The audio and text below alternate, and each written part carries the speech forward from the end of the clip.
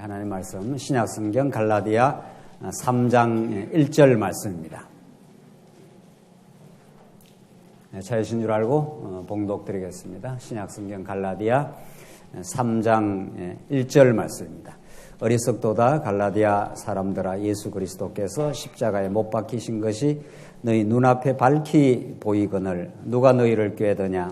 내가 너희에게서 다만 이것을 알려하노니 너희가 성령을 받은 것이 율법의 행위로냐 혹은 듣고 믿음으로냐? 너희가 이같이 어리석으냐? 성령으로 시작하였다가 이제는 육체로 마치겠느냐? 너희가 이같이 많은 괴로움을 헛되이 받았느냐? 과연 헛되냐? 너희에게 성령을 주시고 너희 가운데서 능력을 행하게 하시는 이의 일이 율법의 행위에서냐 혹은 듣고 믿음에서냐? 아브라함이 하나님을 믿음에 그것을 그에게 의로 정하셨다 함과 같으니라. 우선 6절까지 봉독드렸습니다. 우리는 지금 갈라디아서에 개진되는 인간의 생각을 완전히 전복하는, 타락한 인간의 생각을 완전히 뒤집어 엎는 놀라운 복음의 메시지, 특별히 은혜의 복음에 대해서 우리가 갈라디아서에서 지금 확인해 가고 있습니다. 우리가 지금 살펴가는 3장 1절로부터 말씀은 은혜의 복음의 은혜성 가운데 성령과 율법과의 관계가 3장 1절로 14절까지 잘 나타나 있습니다.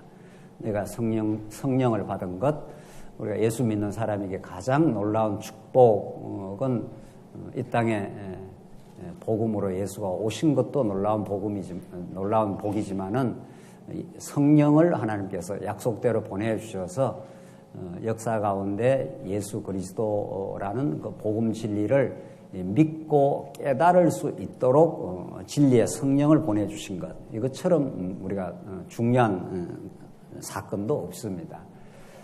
여러분과 제가 이렇게 늘 진리 안에 말씀을 상고할 수 있는 축복도 주시고 또 말씀을 들을 수 있는 귀도 주시고 깨달을 수 있는 마음을 주신 것은 우리의 타락한 이성의 어떤 작동에 의한 것이 아니라 우리 안에 찾아오신 성령의 역사라 하는 것을 우리는 믿어 의심치 않습니다. 사도 바울은 그 당대 율법주의자, 그 당시에 유대주의자들이 갈라디아 교회를 근본에서 흔들고 있습니다. 예수를 믿는 것, 그리고 성령을 받아 새 사람이 되고 새로운 가치관, 영원한 세계를 참 선물로 받아 살아가는 그 믿음의 삶이 율법의 행위로 주어진다고 하는 이 갈라디아 교회를 뒤흔들고 있는 율법주의자 혹은 유대주의자 혹은 공로주의자, 행위주의자 다 같은 말입니다. 그런 자들의 도전과 흔들어 놓음 속에 하나님께서는 오히려 갈라디아 교회를 복음의 뿌리를 더 견고하게 내리게 하시려고 이 갈라디아서를 지금 쓰고 있는 것입니다. 3장 1절의 말씀을 보시면은 바울이 얼마나 그 안타까운 심정을 토로하는데, 어리석도다 갈라디아 사람들아, 이렇게 말합니다. 그러니까 교회가 복음을 듣고 뿌리를 내리고 깊은 그 뿌리를 내려서 마침내 아름다운 열매를 맺히기까지는 얼마나 많이 교회가 흔들리고 어려움을 겪으면서 하나님께서 열매를 맺게 하시느냐 하는 것은 갈라디아서를 보더라도 명쾌하게 우리가 알 수가 있습니다. 갈라디아 성도들이 눈이라도 빼어줄 것처럼 사도 바울에게 복음을 듣고 세계관이 변하고 가치관이 변했던 사람들입니다. 그러나 그것이 멀지 않아, 긴 시간이 지나지 않아서 유대주의자들의 도전에 의해서 이렇게 흔들리고 있는 거죠. 3장 1절, 어리석도다 갈라디아 사람들아, 예수 그리스도께서 십자가에 못 박히신 것이 너희 눈앞에 밝히 보이거늘 누가 너희를 꾀더냐? 예수님이 십자가에 죽으시고 부활하신 지가 그렇게 오래된 시기가 아닙니다. 이 시기가 우리야 지금 2000년의 세월이 지나갔지만 갈라디아 교회 성도들에게는 그렇게 길지 않는 역사적 사건이 그렇게 전 세계를 뒤흔드는 그리스도의 십자가 사건, 그리고 3일 만에 부활하심으로 하나님의 그 의로우심을, 하나님의 아들 되심을 그 증명한 사건, 이런 놀라운 사건이 일어나서 바울이 그걸 그대로 전해가지고 갈라디아 성도들이 그 복음을 받았습니다. 그 복음을 받았다는 건 본인들이 얼마나 하나님 앞에서 어리석은 죄인이었다는 것도 깊이 깨닫고 십자가 외에는 구원의 길이 없다는 것도 깨닫고 부활을 통해서 새로운 인생과 세계가 열렸다는 것도 깨닫고 영원한 나라가 있다는 것도 확실했던 갈라디아 성도들이 이렇게 얼마 못 가서 흔들리는 데는 그 이유가 있습니다. 그만큼 복음은 끊임없이 공급되어야 된다는 그 전제가 있고 복음이 복음답게 전달되지 않으면 인간 자체가 사실은 율법주의자고 인간 자체가 공로주의자입니다. 타락한 인간 자체가. 그렇기 때문에 끊임없이 맑은 그 생수 같은 진리가 공급되지 않으면은 바로 올라오는 거죠.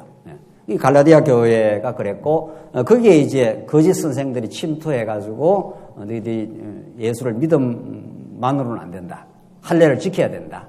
율법의 행위를 지켜야 된다. 이렇게 이제 흔들어 놓는 거죠. 중세 천년이 그렇게 강고하게 오래 지속되었고 지금도 가톨릭의 주장은 여전히 수많은 사람들의 영혼을 옥죄고 종노릇하고 있습니다. 왜 그런가 말이죠. 그것은 인간 자체가 거기에 부합을 합니다. 예수 믿는 것만으로는 안 되고 선행을 해서 하나님 앞에 설 수 있다 이렇게 하는 말이 우리가 들으면은 어떻게 그런 말을 들을 수 있느냐 하지만은 그렇게 그걸 극복하는 게 쉽지 않습니다. 우리가 이론적으로는 잘 극복을 했다고 하더라도 실제 사태에 들어가면은 우리의 선행, 우리의 공로, 우리의 행위 이런 데서 완전히 자유한다는 것이 그리 쉽지 않습니다.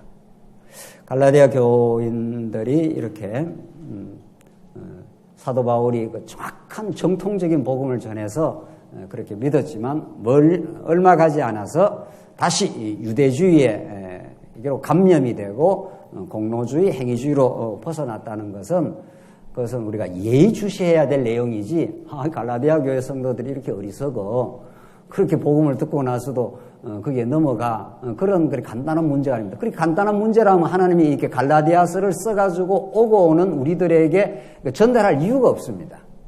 그걸 우리가 꼭 이해를 하시면은 이 갈라디아서가 오늘 이 시에도 얼마나 적실하고 우리가 꼭 필요한 복음이라는 걸 알 수가 있습니다.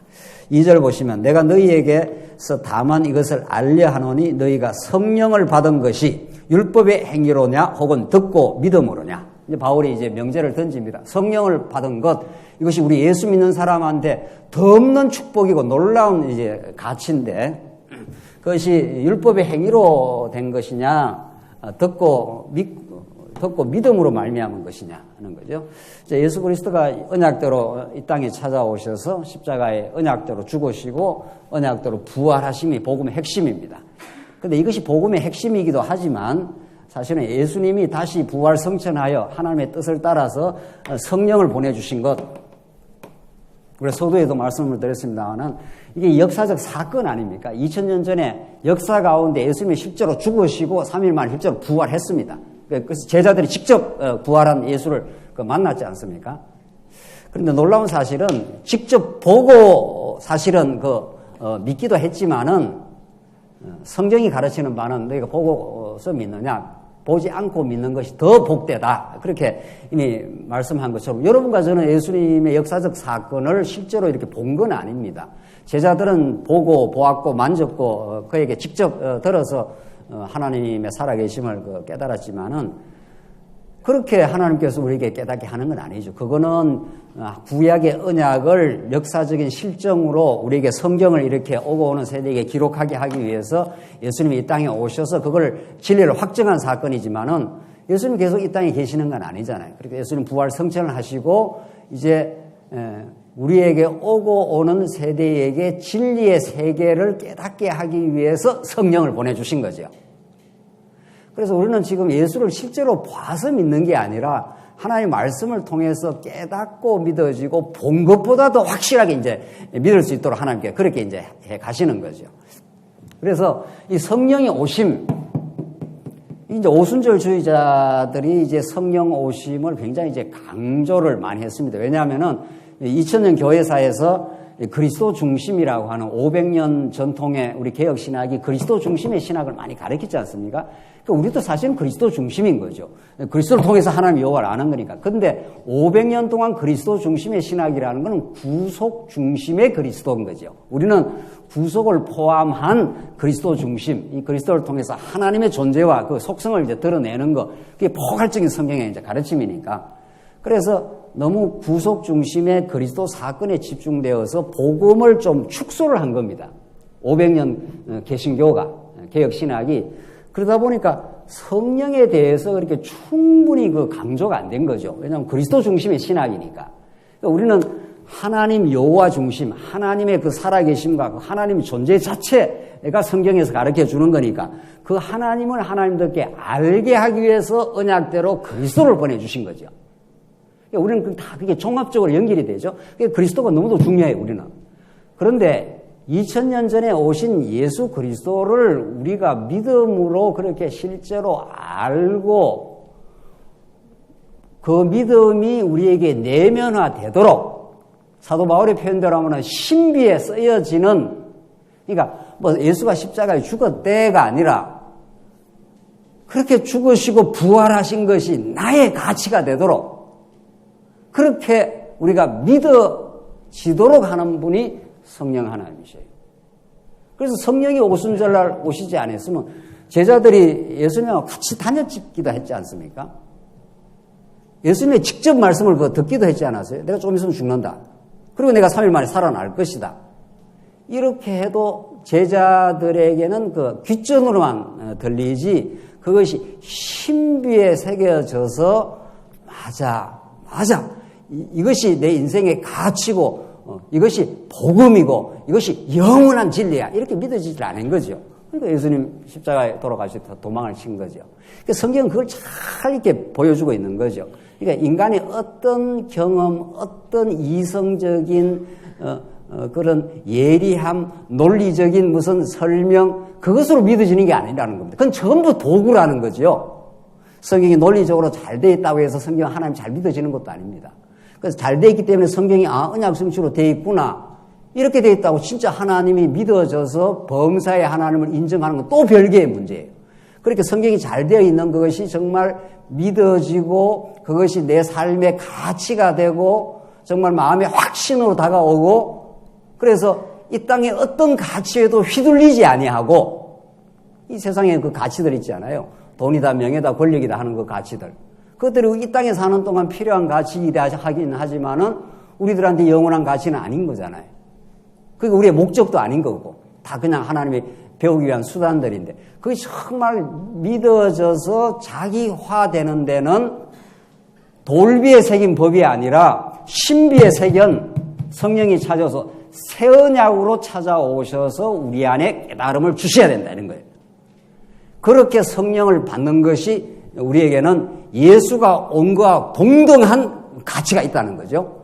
아무리 예수님이 오셨어도 성령을 우리에게 부어주시지 않았으면은 그 객관적인 사건이 믿어지지 않는 거죠. 그러니까 그렇게 되면은 우리한테는 가치가 되질 않는 겁니다. 바리새인에게 그랬듯이 바리새인도 다 예수님 죽으신 거 알고 다 부활했다는 거 다 듣기도 했습니다. 그 역사적 사건을 다 듣기도 했고 알기도 했지만은 그것이 믿음화 되어지는 것은 별개의 문제라는 거죠. 그래서 약속의 성령을 하나님께서 주셔서 너희에게 믿음 가운데 살아가도록 그렇게 행하신다. 그렇게 성령 오시는 게 중요합니다. 그래서 우리 성경 언약의 이 성경 전체를 우리가 바라보는 이 성경신학적 관점에서는 이 성령론에 대해서 충분히 언약 성취의 그 내용으로 우리가 이해할 필요가 있고 하나하나 우리가 깨달아져 가는 것이 그렇게 중요한 거죠. 자, 그래서 사도 바울은 지금 3절에 보시면은 너희가 이같이 어리석으냐 성령으로 시작하였다가 이제는 육체로 마치겠느냐 너희가 이같이 많은 괴로움을 헛되이 받겠느냐 과연 헛되냐 너희에게 성령을 주시고 나오죠. 너희 가운데서 능력을 행하시는 이의 일이 이게 성령이 하시는 일입니다. 하나님께서 성령을 주실 뿐 아니라 너희 가운데 능력을 행하게 하시는 그 일이 그 능력이라는 건 포괄적인 개념인데 진리가 깨달아지기도 하고 믿어지기도 하고 실제로 가치가 내한테 정말 가치화되어서 어떤 세상 가치보다도 더 가치로운 예수 그리스도 그 하나님의 복음 그것이 나의 것이 된 거지요. 그렇게 하도록 성령이 찾아오셔서 우리 안에 역사를 해 가신다는 겁니다. 그렇게 하시는 일이 율법의 행위에서냐 혹은 듣고 믿음에서냐. 계속 사도 바울이 이제 성령이라는 이 땅에 우리가 받는 가장 소중한 선물 이것이 율법의 행위냐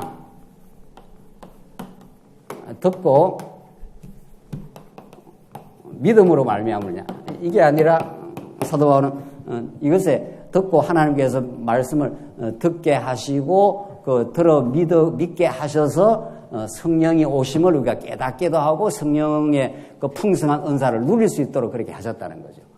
그러니까 이 율법의 행위 이건 이 당시 이 시대의 역사적 배경을 우리가 조금 이해할 필요가 있죠. 그렇게 역사적 해석을 하고 그것이 보편적으로 우리한테 그대로 적용이 되는 건데 그 당시에 유대인들에게 율법 지킴이라는 것은 절대적 명제입니다. 그들은 율법이라는 것이 하나님의 언약 성취사 섭리 가운데 죄인을 죄되게 하시고 죽게 하시고 그래서 그 율법이 우리의 죄를 다 폭로를 시키시고 예수께로 데려가게 하는 하나님의 몽학선생이라는 이 놀라운 그 복음의 진리를 그 당시에 예수님 당시에 유대주의자들은 몰랐습니다.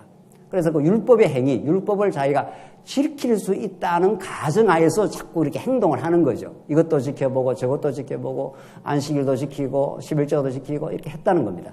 그래서 사도 바울이 그런 유대주의자들이 이 복음의 근간을 뒤흔들어 놓고 갈라디아 교회를 이제 흔들었기 때문에 율법을 너희가 성령을 받은 것이 성령을 받은 것처럼 우리에게는 소중하고 놀라운 선물이 없는데 그것이 너희들이 율법을 지켜서 그렇게 반대 급부로 얻어진 것이냐 그렇지 않지 않느냐 하나님께서 말씀을 듣게 하시고 믿게 하시고 그렇게 해서 성령이 우리에게 찾아오셨다는 걸 깨닫게 한 것이 아니냐 지금 그렇게 지금 이 갈라디아 성령과 율법의 관계를 지금 설명을 해가고 있습니다. 지금 이 복음의 은혜성을 말하면서 이 앞에가 전부 다 칭의, 성령, 약속, 믿음, 아들 이게 다 중요한 내용들인데 이것이 율법의 행위로부터 온 것이 아니다. 이렇게 쓰는 의롭게 된 것이 율법으로부터 온 것도 율법을 지켜서 된 게 아니고 성령 받은 것도 율법을 지켜서 된 것도 아니고 약속이 율법보다 먼저 있었지 않아요. 아브라함에게 준 약속이. 그래서 율법 이전에 이미 약속이 있었지 않느냐. 믿음도 마찬가지. 우리가 아들됨도 율법 행위하고는 상관이 없다. 지금 이것이 이제 갈라디아 전체적인 그 흐름입니다. 자, 그러면 우리가 이 말씀을 조금 더 이제 그 성경 전체를 포괄해서 한번 보십시다. 하나님이 어떠하신 분인를 하나님께서 드러내시기로 하나님이 작정을 하시고 이제 복을 주십니다. 이제 아담에게 하나님께서 언약을 하신 거죠. 그래서 생육하고 번성하라, 땅을 정복하라, 만물을 다스리라. 하는 것이 구약 전체를 이끌어가는 그 키 센텐스입니다. 하나님이 그걸 이제 복을 주셨다는 겁니다. 그러면 하나님께서 그 복을 주셨으니까 그 복을 누가 맡겠냐 말이에요. 하나님께서 그게 베푸시고 베풀어서 그 복의 내용을 누릴 수 있도록 하나님이 하시면 되는 거죠. 근데 문제는 그 복이 얼마나 은혜임을 깨닫게 하려면 한번 이게 창세기 1장이고 창세기 2장에서는 그 반대되는 내용을 하나님께서 복을 실현하는 가운데 주시는 거죠. 그게 선악을 알게 하는 나무고 생명나무입니다. 그 선악과와 생명나무, 생명과지요. 생명나무. 이걸 하나님께서 복을 주신 아담에게 그 다음에 2장에서 이걸 허락을 한 거죠. 그래서 우리가 사람이 볼 때는 선악과는 나쁜 것이고 생명과는 이게 나중에 새하늘과 새 땅에서 예수님 다시 오셔서 영원한 새하늘과 새 땅, 영원한 나라가 이루어지면 그래서 생명나무를 우리가 누리고 하나님의 무한한 복과 생명을 공급을 받고 그 사랑 안에서 영원히 찬송하고 살 거 아니에요. 이게 하나님의 목적입니다. 그런데 하나님께서 왜 복을 주신 아담에게 선악과와 생명나무를 주시느냐는 거예요. 선악과와 생명나무는 정확하게 정반대죠. 선악과는 먹으면 어떻게 되는 거고? 죽는 거예요. 이 죽음이라는 것처럼 이게 저주스러운 게 없는 거죠. 그래서 선악과는 먹으면 죽는 거고, 이건 먹으면 사는 겁니다. 이걸 하나님이 지어놓은 그 축복의 땅, 에덴 동산에, 그 복이 넘치는 땅, 하나님께서 그 땅을 천국으로 만들어주겠다는 거죠. 생육하고 번성하고, 땅을 정복하고, 만물을 통치하게 되는, 이걸 그림자적으로 아브라함에게 그걸 구약의 그림자요 모형으로 보여준 게 아브라함에게 주신 그 세 가지 언약 아닙니까? 내 자손이 생육하고 번성한다. 내가 다스리고 내가 사랑하는 백성들을 많이 만들어주겠다. 그리고 너희들이 차지하고 들어갈 젖과 꿀이 흐르는 그 가나안 땅을 내가 정복해주겠다. 그리고 그 땅에 왕을 보내줘서 좋은 나라를 다스려주겠다. 그게 우리 아브라함에게 주신 그대로의 그림자적 언약이라는 거예요. 모형적인. 자, 그러면 우리가 지금 질문을 해봐야 되죠. 오늘 지금 이 율법의 문제, 그 다음 이제 성령의 문제를 전체적으로 성경 전체를 포괄하기 위해서 왜 하나님이 선악과를 주신다는 거예요? 왜 하나님이 생명나무를 주셔서 복과 저주를 주신 겁니다. 따지고 보면. 그렇죠? 하나님이 근본적인 복을 하나님 주셨는데 그 근본적인 복을 복으로 깨닫게 하기 위해서 이 선악과와 생명과를 하나님께 주신 거죠. 그래서 먼저 뭐를 아담이 먹게 됩니까? 선악과를 먹게 되는 거죠. 선악과를 먼저 먹고 죽습니다. 그리고 쫓겨나고 에덴 동산에서는 쫓겨난 듯 하지만은 사실은 근본적으로 예수 안에서 생명과를 먹고 살아나는 거죠. 그래서 여러분과 제가 지금 죽고 산 거죠, 지금. 그래서 이 선악과와 생명과 사건, 이게 하나님의 복을 복되게 깨닫게 하는 하나님의 계시의 장치입니다. 하나님이 어떠신 분인가를 깨닫게 하려면은 한번 죽였다가 스스로의 힘으로 살 수 없게 만들었다가 하나님께서 생명나무 대신 예수 그리스도를 부활의 주를 만날 수 있도록 그렇게 하나님께 하신다는 겁니다. 이게 하나님의 전체적인 프로그램입니다. 우리 오전 시간에도 다윗을 다윗되게 만들려고 하나님께서 나발이라고 하는 미련한 자도 필요하고 아비가일이라고 하는 지혜로운 여인도 필요한 거죠. 그러니까 우리가 얼핏 봐서는 나발은 필요 없고 누가 필요하다고 보여져요? 아비가일은 아주 다윗에게 소중한 인물이다. 이렇게 보지만 성경의 전체적인 메시지와 주제는 그렇지 않습니다. 나발 없이 아비가일이 필요가 없는 겁니다. 다윗을 다윗되게 하시고 하나님의 능력과 은혜를 다윗에게 깨닫게 하시고 다윗 왕국을 건립하기 위해서는 꼭 나발이 필요한 거죠. 나발이 어리석게 다윗을 죽이려고 하고 다윗을 배신하고 했을 때 아비가일의 그 아름다움과 고마움이 드러나는 거죠. 그런 거죠. 그래서 고난 없이 영광 없고 죽음 없이 생명 없고 하나님의 전체적인 포괄적인 역사 속에는 죽음과 생명이 동일한 가치를 갖고 있습니다. 그래서 하나님께서 시편에 빛과 어둠이 어떻다고요? 하나님 편에는 일반이라 그래요. 우리 편에서야 빛이 좋고 어둠이 얼마나 싫은 거냐 말이죠. 그래서 하나님께서는 이미 복을 주시기로 했던 이 아담의 근본적인 복은 이런 과정적인 생명과 죽음, 복과 저주 같은, 그래서 신명기에서도 내 앞에 복과 뭐를 두노니 저주를 내가 두겠다. 네가 알아서 한번 선택해봐. 얼핏 보면 인간이 선택하는 것처럼 보이잖아요. 그렇지 않습니다. 그 가나안 땅, 그 좋은 땅에 들어가서 이스라엘 백성들이 하나님의 명령을 안 듣습니다. 안 들어도 그렇게 안 들을 수가 없어요. 그래서 나중에는 선지자를 그렇게 보냈는데도 안 듣습니다. 안 듣는 게 아니고 하나님 길을 막아놓고 선지자를 보내는 거나 마찬가지죠. 그래서 어디로 갑니까? 어디로 가느냐고요, 이스라엘 백성들이. 바벨론으로 완전히 거들 나가지고 그래서 그 언약대로 저주를 받습니다. 그래서 그 언약대로 저주를 받은 것이 얼마나 놀라운 복이 되어서 70년 만에 돌아오도록 또 예언이 되어 있지 않습니까? 그래서 언약대로 저주를 받아 70년에서 완전히 나라가 뿌리 뽑히고 그래서 나라가 거들나서 70년 포로 생활하고 다시 언약대로 복을 누리게 하게 하려고 하나님께서 돌아오게 하셨을 때 얼마나 찬양했는지 모릅니다. 이스라엘 백성들이 가장 놀랍고 기이한 찬양은 에스라 그 시대에 돌아와서 나라가 다 거들나고 이방 대적에게 다 뿌리 뽑히고 불타고 죽고 개 끌려가듯이 끌려가고 그렇게 나라가 회파되었지만은 다시 기적 같은 귀환과 기적 같은 성전의 건축, 다시 나라의 건축, 이런 회복의 역사가 이스라엘 백성들 하여금 찬양을 만들어냅니다. 하나님께서 죄가 무엇인지, 은혜가 무엇인지, 율법이 무엇인지 이 모든 것들은 하나님 한 분을 가리키기 위한 계시 도구들입니다. 그러니까 선악과를 따먹고 아담이 뭐가 된 겁니까? 뭐가 된 거예요? 그래서 죄인이 된 겁니다. 그러니까 하나님이 죄를 어떻게 한 겁니까?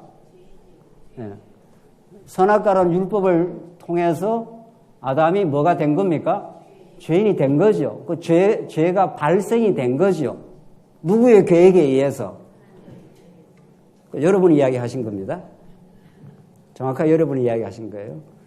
그래서 이 죄가 죄 되게 하셨다가 예수 안에서 생명 되게 만들어서 하나님의 복을 누리도록 그렇게 만든 겁니다. 그러니까 하나님의 근본적인 복, 근본적인 은혜, 영원한 은혜 되게 하기 위해서는 어둠도 필요하고 빛도 필요한 거죠. 그래서 죄도 하나님의 섭리 가운데 은혜 되게 만드는 가장 적극적인 방편입니다.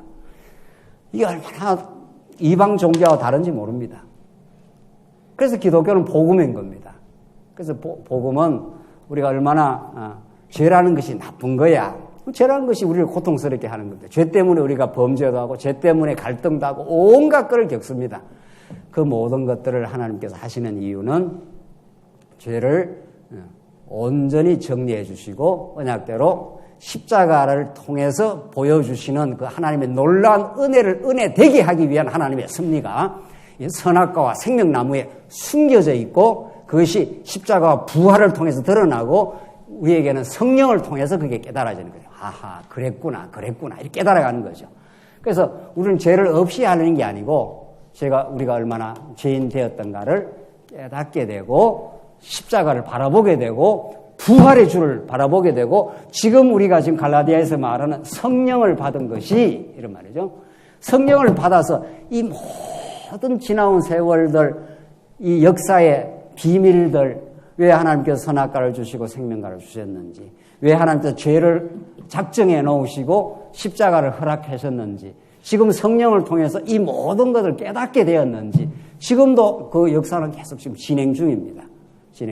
그래서 지금 사도 바울이 너희에게 5절 다시 보십시다. 너희에게 성령을 주시고 너희 가운데서 능력을 행하시는 이의 일이 율법의 행위였으냐 혹은 듣고 믿음이었으냐. 아브라함이 하나님을 믿음에 그것을 그에게 의로 정하셨다 함과 같으니라. 하나님께서 아브라함에게 언약을 주시고 그것을 믿어지게 하셔서 믿음에 그것을 의로 정하지 않았느냐. 너희들에게서 나온 게 아니지 않느냐. 아브라함에게서 나온 건 하나도 없지 않느냐. 이 전적인 하나님께서 은혜가 아니냐. 그래서 루터가 이신칭의를 말했지만은 이건 너무도 중요한 종교개혁의 중요한 한 주제이긴 하지요. 믿음으로 말미암아 의롭다함을 얻는다. 이게 이신칭입니다. 그러나 이신칭의만 너무 강조하게 되면은 이 믿음이 마치 믿음이 내가 열심히 믿어서 믿는 믿음으로 착각할 수 있고 실제로 루터교는 그렇게 전진했습니다. 루터교는. 그러니까 믿음 자체라는 것이 너무도 소중하긴 하지만 하나님께서 믿음 이전에 아브라함에게 언약을 하시고 그렇게 그 언약의 말씀을 믿어지게 하나님께서 그렇게 만들어 주신 거죠. 언제나 언약이 선행되어 있고 하나님이 행하시는 일이 믿음인 것이고 그걸 선물로 우리는 그렇게 사도 바울이 설명을 하는 거죠. 자, 그래서 6절 아브라함이 하나님을 믿음에 그것을 그에게 의로 정하셨다 함과 같으니라. 그런즉 믿음으로 말미암은 자들은 아브라함의 자손인 줄 알지어다. 또 하나님이 이방을 믿음으로 말미암아 의로 정하실 걸 성경이 미리 알고 먼저 아브라함에게 복음을 전하시되 하나님께서 아브라함에게 이미 복음을 전했어요. 복음이 아브라함이 주신 복, 베라카 하는 것이 우리 신약적으로 말하면 그게 바로 복음이니까 하나님께서 그렇게 너를 통해서 모든 민족이, 너도 족속이, 오늘 이걸 갈라디아에서는 이방이 그렇게 복을 받게 된다. 그래서 모든 이방인이 너로 말미암아 복을 받으려 하였느니라. 그러므로 믿음으로 말미암는 자는 믿음이 있는 아브라함과 함께 복을 받느니라. 아무 조건 없다는 겁니다. 믿음이라는 게 하나님께서 언약을 통해서 우리에게 주시는 선물이지 내 편에서 만들어내는 결심이 아니니까. 그렇잖아요? 그래서 어떤 조건도 성령을 받는데 우리가 역사를 하고 보태고 무엇인가 지금 오순절주의자들이 말한 대로 우리가 철저하게 회개하고 하나님 앞에 이렇게 저렇게 하면 하나님께서 성령을 주실 것이다. 그런 식의 반대급부로 성령을 얼마나 많이 강조를 해왔고 그것이 우리 한국교회를 멍들게 만들어본 아주 중요한 요인입니다.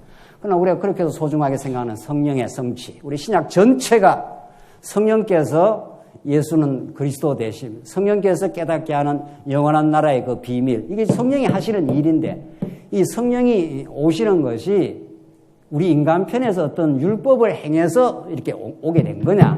그렇지 않지 않느냐? 어떤 인간 편에서의 조건이 없었다. 예수가 온 것도 언약대로 오신 것이고 성령이 오신 것도 예수님께서 약속한 대로 몇 날이 못해서 기다리라. 그러면 하나님께서 그날 성령을 보내주시겠다고 하는 그 약속의 성취 사건으로 오셔서 여러분과 제가 지금 이렇게 예수를 믿고 있는 거죠. 천국을 소망하고 있는 거죠. 그래서 어떤 것도 우리 편에서부터 만들어낸 것이 없다. 이게 성경 전체의 가르침입니다.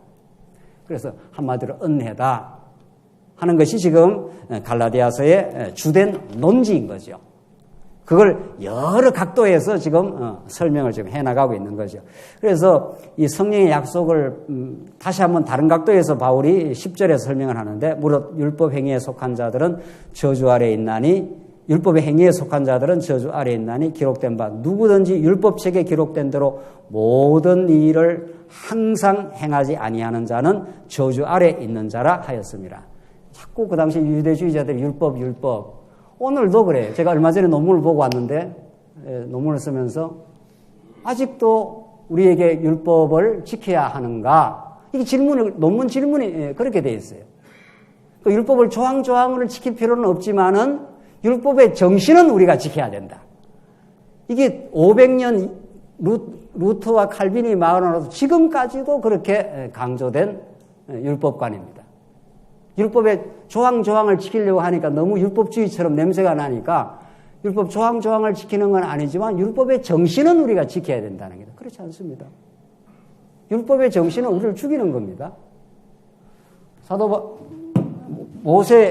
모세에게 하나님께서 율법을 들이댄 거는 이미 아담에 의해서 아담의 선악과 법에 의해서 모두가 죄인 되었는 그 죄인에게 하나님께서 모세에게 율법을 가입한 것은 사도 바울의 표현대로 율법을 가입한 것은 심히 죄되게 하려고 죄를 확 저어가지고 드러나게 하려고 그렇게 율법을 줬다.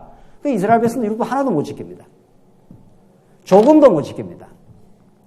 그래서 그러면 어떻게 할 거냐? 그래서 내가 너희에게 새 언약의 말씀을 주겠다. 율법이 거룩한 것인데 율법이 나쁜 것은 아니고 너무도 거룩한 것인데 인간이 무력하기 때문에 그걸 조금도 지킬 수가 없다는 겁니다. 그래서 내가 새 언약을 주겠다. 너희에게 이제 하나님은 알라 하지 않겠다. 율법은 너희를 죽이는 것이고 너희 안에 찾아오셔서 신비에다가 그 신비의 새긴 법이 사랑의 법을 통해서 하나님께서 사랑의 법을 지켜나갈 수 있도록 하나님께 행하시겠다. 그래서 사랑은 율법의 완성이라 이렇게 말하는 거죠. 그래서 우리 안에서 이루어지는 모든 일들은 내가 율법을 규범으로 봐서 하나 둘 셋 이렇게 지키는 게 아니라 율법 아래 죽어버려야 되는 거고 율법 아래 죽었던 우리를 살려낸 것이 성령이시고 내 안에서 사랑의 법이 이루어져 가도록 하나님이 역사를 하겠다는 거죠. 고린도후서 3장을 한번 조금만 보십시다. 이 내용을 바울이 고린도후서 3장에서 어떻게 설명하는가 다시 한번 보십시다. 고린도후서 3장 5절의 말씀입니다. 바울은 옛 언약과 새 언약을 이렇게 대비하면서 설명을 하고 있는데 고린도후서 3장 5절입니다. 우리가 무슨 일이든지 우리에게서 난 것 같이 스스로 만족할 것이 아니니 우리의 만족은 오직 하나님으로부터 나느니라. 바울은 정확하게 지금 설명하는 거죠. 어떤 것도 무슨 일이든지 우리에게서 난 것처럼 이렇게 사람들이 자꾸 만족을 한다는 거예요. 아, 내가 했어. 내가 이렇게 해낼 수 있어. 다 그렇게 살지 않습니까? 복음이 아니면은. 그런데 그게 아니라는 거죠. 예, 우리의 만족은 오직 하나님께로부터 나느니라. 6절. 그가 또한 우리를 새 언약의 일꾼이 되기에 만족하게 하셨으니 율법의 조문으로 하지 아니하고 오직 영으로 함이니 율법 조문은 뭐라고 그랬습니까? 죽이는 것이요 영은 살리는 것이라. 그래서 율법을 하나님께서 갖다 댄 것은 너희들이 다 죽어 있었다는 걸 한 번 더 확인 사살을 하는 겁니다. 너희는 다 죽었던 인생이야. 하나님의 거룩한 법을 도저히 따를 수가 없어. 그 영광에 도저히 이룰 수가 없는 존재지 하는 것을 지금 밝혀내시고 이 십계명의 모세 율법을 통해서 그래서 그렇게 죄인된 너희들은 양을 한 마리 잡아와서 성전으로 가져오면 이렇게 되는 거죠. 그러면 너희 모든 죄를 하나님께서 사해 주시고 너희를 만나 주시겠다. 그래서 그 하나님의 은혜만을 노래 부르도록 하나님께서 만들어 주시겠다. 그게 율법의 기능이라는 겁니다. 그 율법은 우리가 범접하거나 우리가 지켜낼 수 있거나 우리가 노력해서 붙들 수 있거나 조금이라도 그 근접할 그런 성격이 아니라는 겁니다. 이게 얼마나 이방 종교와 기독교를 완전히 갈라놓는 분수령이냐 말이죠. 그래서 갈라디아 말씀은 그냥 흘려 지나갈 말씀이 아니라 하나님의 복음이 무엇인지 하나님이 왜 이 복음이라는 아담에게 복을 주신 게 복음 아니에요. 그 복음 안에서 영원히 누리며 살게 그 은혜로 살게 해주겠다고 하시고 하나님께서 선악과를 줘서 죽여버린 겁니다. 그래서 스스로는 살 수 없는 존재임을 깨닫게 하시고 생명과를 통해서 살려내시는 거죠. 그래서 여러분과 제가 이렇게 살아난 겁니다. 이렇게 믿음을 가지고 있는 겁니다. 그리고 교회를 이렇게 봉사도 하는 겁니다. 그 모든 것이 내 안에서 행하시는 성령께서 하시는 일이고 내 안에서 살아 역사하는 그리스도가 내 안에서 만들어내시는 거라는 거예요. 그래서 지금 사도 바울은 이제는 새 언약의 너희들이 일꾼이 되지 않았느냐 하면서 지금 고린도 다시 본문을 지나갑시다. 갈라디아서 한번 보십시오. 그래서 10절 갈라디아 3장 10절 무릇 율법 행위 아래 속한 자들은 저주 아래 있나니 기록된 바 누구든지 율법 책에 기록된 대로 모든 일을 항상 행하지 아니하는 자는 저주 아래 있는 자라 하였습니다. 만약 너희가 율법을 지킨다 치자. 그러면 항상 지켜야 되고 이거 본문의 말씀대로 모든 일을 해야 된다. 그 중에 하나만 범해도 수많은 율법 중에 하나를 범한 게 아니고 뭐를 범했다고요? 그냥 율법을 범한 게 된다. 근데 사도 바울 시대 때 예수님 당시 때 이 바리새인들이 율법의 망이 이렇게 엉성하니까 요걸 이렇게 파고 이렇게 나왔지 않았어요?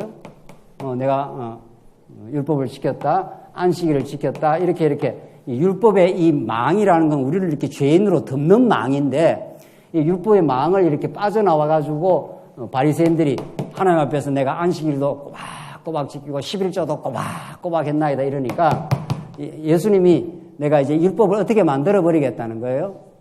내가 이렇게 엉성한 법이 아니라 완전히 보자기로 만들어서 내가 다 뒤집어 씌우겠다. 네가 살인하지 말라 했다는 걸 너희가 들었으나 마음에 라가라 해도 그 욕을 해도 미움을 가져도 이미 어떻게 해요? 살인했느니라.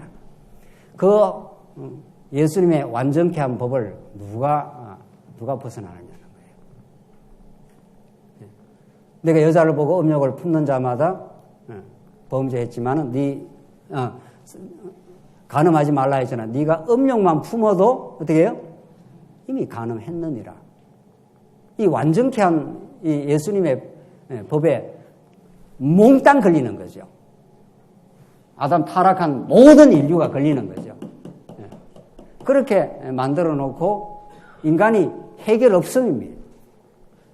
그러니까 율법이라는 건 그런 우리 내면에 있는 모든 것들을 폭로시키고 덜추어내고 광야 40년은 그걸 계속 이렇게 폭로시켜 나가는 과정이죠. 그래서 옛사람을 날마다 죽이고 광야에서 난 새로운 사람을 날마다 살려서 우리가 새 사람으로 가나안 땅에 들어갈 수 있도록 그렇게 하신 거라는 겁니다. 그러니까 율법이라는 게 그런 거랍니다. 율법이 그렇게 무서운 거라는 겁니다. 누가 세상에 율법 앞에서 내놓으라 할 자가 있느냐 말이죠. 그래서 하나님께서 율법을 성전에다 막 그 가장 깊은 곳에 두시고 피를 가지고 가야 양의 깨끗한 피를 그 십계명판 율법 위에다 뿌려야 율법의 저주가 상쇄가 되고 하나님을 만날 수 있도록 그렇게 만들어 놓은 거죠. 하나님께서 그렇게 하셔서 모든 인류의 입을 막으시고 우리 택한 백성의 모든 우리들을 하여금 예수 찬양할 수 있도록 그렇게 하나님께서 만들어 놓으셨다. 이게 바울의 지금 메시지입니다. 11절 또 하나님 앞에서 아무도 율법으로 말미암아 의롭게 되지 못할 것이 분명하니 이는 의인은 믿음으로 살리라 하셨습니다. 하나님께 주시는 이 선물의 믿음, 예수를 통해서만 우리가 하나님 앞에 설 수 있음, 그 유일한 길을 우리에게 가르쳐 주시고 하나님의 은혜를 노래 부를 수 있도록 그렇게 하시지 않았느냐. 13절 그리스도께서 우리를 위하여 저주를 받은 바 되사 율법의 저주에서 우리를 속량하셨으니. 그러니까 십자가라는 것은 선악과 율법 또 모세 율법 이거 전부 다 지키면 살려주지만 이걸 지킬 수 없어요. 하나님의 법을 우리 인간이 어떻게 지켜내느냐 말이죠. 그건 원칙적으로 가능치도 않는 거죠. 그러니까 하나님이 죽음을 이미 예고를 해놓은 거죠. 저주를 예고를 해놓은 거죠. 그랬다가 우리 대신 누군가가 저주받도록 그렇게 해서 십자가가 우리에게 가장 영광이 되도록 가장 우리의 삶의 기쁨이 되도록 또 이것이 삶의 원리가 되도록 그렇게 만들어 놓으셨어요. 저주받으신 예수 그리스도가 아니면 우리는 저주에서 죽음의 저주에서 죄악의 저주에서 자유하지 못하는 거죠. 그래서 지금도 하나님께서 그냥 옛사람의 죄 가운데 더러 남겨두기도 합니다. 그것이 얼마나 비참하고 얼마나 구질구질하고 어려운 삶인가를 하나님께 깨닫게 하기 위해서 우리 옛사람을 좀 남겨두기도 해요. 남겨둬서 죄에 좀 시달려 보기도 그렇게 하나님께서 하시는 거죠. 원리적으로 근본적으로 십자가로 하나님께서 정리를 하시고 3일 만에 부활하셨다고. 오늘 13절에 그리스도께서 우리를 위하여 저주를 받은 바 되사 율법의 저주에서 우리를 속량하셨으니 완전히 저주에서 우리는 벗어나 버렸으니 이런 말이죠. 기록된 바 나무에 달린 자마다 저주 아래 있는 자라 하였습니다. 이는 그리스도 예수 안에서 아브라함의 복이 이방인에게 미치게 하시고 또 우리로 하여금 믿음으로 말미암아 성령의 약속을 받게 하려 함이라. 그래서 우리로 하여금 이 놀라운 축복, 새 언약의 복, 이제 율법이 우리를 받게 해서 우리를 이거 하라 저거 하라고 하는 율법의 저주 아래 있는 게 아니라 율법의 저주에서 완전히 벗어나서 성령의 인도 속에서 사랑의 법 속에 이렇게 이끌려 살아가도록 그렇게 해 가신다는 거예요. 이제는 주인이 달라진 거죠. 전에는 저주받을 이 율법 아래 그게 죄의 종노릇 하면서 그렇게 400년 종살이 하듯이 애굽의 종노릇 하면서 이리 오라면 이리 와야 되고 저리 오면 저리 가야 되고 계속 그 무거운 노동의 짐을 죄악의 노예 아래 살고 있다가 하나님께서 홍해바다를 건너 이제 가나안 땅을 향하여 이제 성령의 통치 속에 이 최고의 선물을 우리 조그마한 선물 받아도 너무 행복해 하잖아요. 성령의 통치 속에 있어서 성령의 인도 속에 살아가도록 그래서 우리가 기쁨으로 이렇게 살아가도록 이렇게 만들어 주셨다는 겁니다. 그래서 우리가 행하는 교회 안에서의 봉사와 기쁨과 섬김은 이건 나도 모르게 내 안에서 그 은혜의 감동이 만들어내는 일입니다. 그래서 그걸 우리가 내가 했다고 할 수가 없는 거예요. 오전에도 말씀드렸지만은 양이 내가 당신을 위해서 무엇을 했다고 했을 때 그걸 내 기억 속에 남아있질 않습니다. 내가 한 일은, 내가 예수 믿기 전에 한 일은 나를 위해서 한 일이기 때문에, 율법의 저주 아래에서 했기 때문에 무엇을 해도 자기를 위해서 합니다. 심지어 남을 도와주는 것도 자기 영광을 위해서 합니다. 우리가 예수 믿기 전에. 그런 옛사람을 십자가로 하나님께서, 예수님이 십자가 율법의 저주 아래 죽을 때 예수님이 여러분과 저의 이름도 같이 달고 죽은 거죠. 그래서 3일 만에 부활해버렸어요. 그래서 전혀 새로운 가치관, 전혀 새로운 삶, 새로운 인생의 삶으로 살아가도록 하나님께서 그렇게 지금 새 길을 열어버리셨다는 겁니다. 그래서 이제는 우리를 가로막고 있는 그 휘장을 하나님 계신 그 보좌에 아무도 나갈 수 없잖아요. 그 보좌로 나가야 하나님을 만나고 그 은혜의 영광을 누리고 그렇게 살아가는데 그걸 누가 들어갈 수 있냐 말이에요. 들어가는 족속 죽으니까. 그래서 양을 한 마리 잡아와 양의 각을 떠 완전히 거기서 번제단에서 해체를 시켜 우리의 모든 죄악을 해체를 시키듯이 해체시키고 깨끗한 양의 피를 받아서 그걸 가지고 제사장이 성소를 통해서 1년에 한 번 대제사장이 그 피를 가지고 율법이 있는 지성소로 들어가서 그 피를 이렇게 뿌릴 때 그때 하나님이 모든 죄를 용서를 하시고 우리의 지난 모든 죄를 죄 없다고 너는 원래 복받은 내 하나님의 자녀라고 너는 이렇게 죽음 속에 저주 아래 살 존재가 아니라고 원래 하나님의 자녀라고 영원 안에서 하나님의 자녀라고 이렇게 우리에게 그 하나님의 영원한 아들됨의 복을 가르쳐 주시려고 갈라디아서가 그렇게 말합니다. 이렇게 이 복음의 진리를 가르치다가 제일 마지막에 아들과 복음의 율법에 대해서 복음을 설명하겠다고 그렇게 논리가 흘러가고 있잖아요. 우리가 하나님의 아들 된 것이 아무 조건이 없다고. 우리는 만신창이 된 인생이라도 하나님이 한 번 언약해서 아들로 삼았기 때문에 그 아들됨의 언약이 변개됨이 없다고. 너는 내 사랑하는 자녀, 나는 너의 아버지가 될 것이라고 하는 그 언약적 관계라고 하는 이 복이 얼마나 큰 복임을 깨닫게 하기 위해서 하나님께서 죄를 사용을 하십니다. 그리고 그 죄를 용서하시는 십자가를 사용을 하시고 부활을 통해서 이미 청산했다는 것을 확증을 하시고 성천을 통해서 여러분과 저가 하늘나라 갔다고 이미 에베소서에는 여러분과 저의 존재가 육신은 아직도 이 땅에 이 죄악 세상에 때로는 몸부림치고 살지만 실제 존재론적으로 하나님 보호자 우편에 이미 있다고 그렇게 말해요. 이게 믿음을 통해서 우리가 듣고 믿음으로 바라본 세계예요. 그래서 에베소서 그렇게 말해요. 이미 하나님 보호자의 우편에 지금 있다고. 그리고 예수님이 다시 오셔서 우리의 모든 죄악 세상을 청산하시고 질그릇 때를 부시듯이 그가 철장 권세를 가지고 와서 우리를 괴롭히고 우리의 최대의 원수인 이 죄악을 최종 정리하시고 하나님 나라에 우리를 갖다 바치겠다고 그렇게 약속되어 있습니다. 오늘 갈라디아서 말씀은 그런 영원한 복을 하나님께 가르쳐 주시되 우리가 죄악 가운데 하나님께서 한번 가두어 놓으시고 우리 힘으로는 절대로 나올 수 없게 하셨지만 예수뿐임을 깨닫게 하시고 그분을 꼭 붙들고 살도록 하나님께서 만들기 위해서 죽음을 통과하고 우리에게 생명을 망틱하게 하신 하나님의 섭리가 있습니다. 이 광야가 고단하고 힘들지만 고난 없는 영광은 없는 것이고 어둠을 통과해야 하지 않는 빛의 고마움은 없습니다. 우리에게 모든 것이 합력하여 하나님의 선한 뜻을 이루고야 마실 겁니다. 기도하십시다. 자비하신 하나님 아버지 은혜를 감사합니다.